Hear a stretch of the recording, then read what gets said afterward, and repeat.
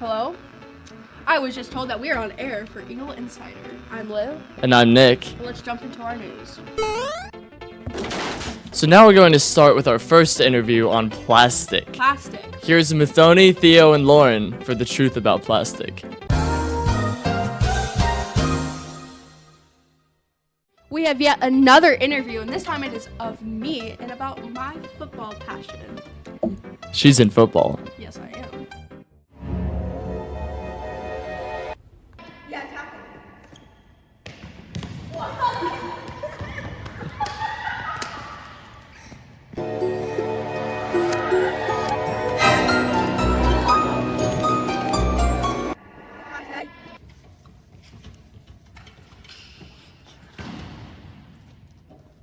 Nice throw.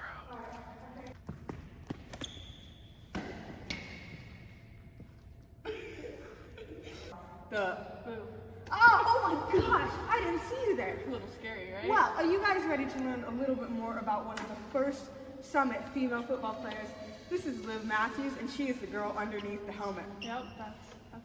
So Liv, what made you want to get into playing football? Long story short, my brother played for a couple years, and I always had like an interest in it. And then one day, my dad walked up to me and joked around and said, "You should join football in middle school." And I ended up joining football that year. So I guess that's where I am now. That's awesome. That's really impressive. Is this your first year playing football? This is my first year playing 6-man, but it is my second year playing football in general. I played 11-man in 8th grade. That's awesome. Thanks. How has this season gone so far? How do you feel about it? I think our season's gone pretty well, given that it's a varsity sport. We've won 3 games so far, I think out of 6. So I mean, it's not terrible. I think we're doing pretty good. And yeah, my team's like family to me. People, I think it's kind of fun, you know, getting all your anger out on someone, and then when I take off the helmet, they're like, "Oh, a girl just threw me down." So I think that's pretty fun. You're talking to you too, Julia. Hope to catch you on the interception.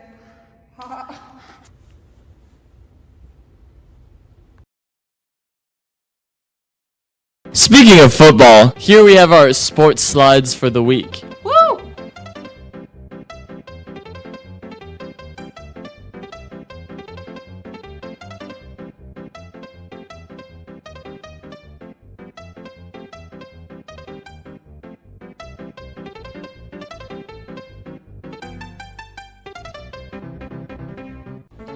We have yet one last interview, and it is over robotics, and our dear friend John is going to be interviewing them about this amazing thing called robotics.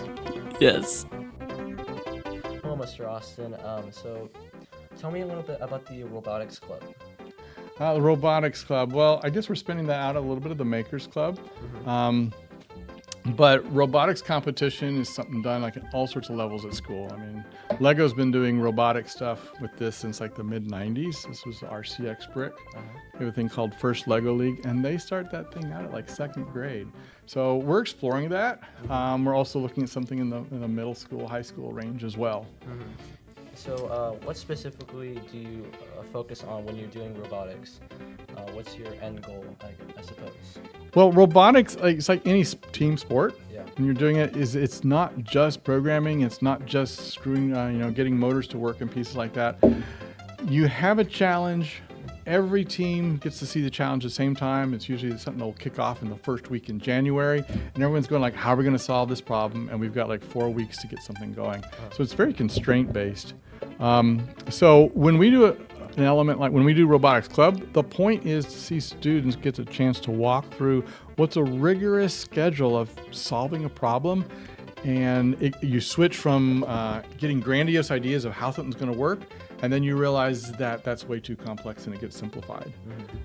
And that's a really valuable experience to go through. What do the students get out of the robotics club? Well, there's always pizza, but you're definitely working with some state-of-the-art kits. Yeah. You're seeing how programming, and this is programming that's not just running on the screen.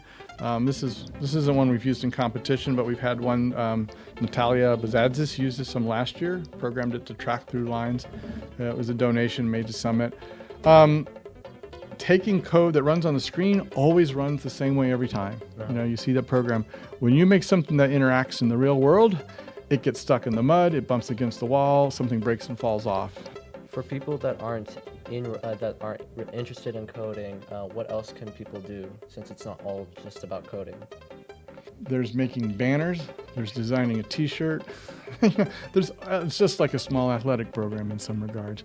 So there's always pieces in on there, and even within a robot, in the competitions, there's the building of it, and then there's the playing the games. And the playing of the games is kind of like you're looking at the field, you're using like a game controller, just like Xbox.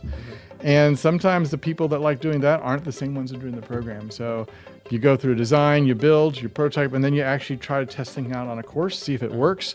The playing the game is just as important as building the robot. How did the robotics club get started at Summit? Well, yeah, I think we were sitting here talking about it, and it came to be. Now, we've talked about it for a few years, so this is the first year I think we're actually going to kick it off. Again, that will be we'll actually be lining up to kick off when the season begins at the beginning of the year. Do you need a lot of prior knowledge about coding, or can you just go into the robotics club as someone completely new and just completely new? Yeah, no programming at all. In fact, a lot of the robot competitions have very little to do with programming. It'll be more like remote control. So it's like, can I steer this thing through that? Like in this case here, I mean, there's no, it's a fixed build. Yeah. In our case, it's like, we got a problem, you got to move a bunch of balls across the field, something like that. And you have a robot, and then it's like, how are you going to learn how to do that? How are you going to learn how to steer it? It's kind of like learning how to ride a bicycle, you know? You've got the handlebars, how does it steer, how does it work? And so that's a zero programming side of the thing. How do people join the robotics club when it comes out, if you know any details? We'll probably be announcing something like that we'll probably announce our date right before Thanksgiving, breaking on there, and then be signing up right after that. That was Mr. Austin with the robotics club, and we're going right back to you, Nick and Liv. Oh, what what's is this? Oh, it's hot! hot. Is that Joaquin's hot takes? So Joaquin, do you think pineapple belongs on pizza? No, it is a disgrace. It's so bad. Why would you want that? It's like super juicy fruit on like melted cheese. No one wants that. It tastes gross. Exactly. And whoever said yes to that question, we will find you. So that'll be all for this week. This was Eagle Insider. I hope you enjoyed Joaquin's hot takes and everything else that comes with them. This is Liv. And this was Nick. Have a good week.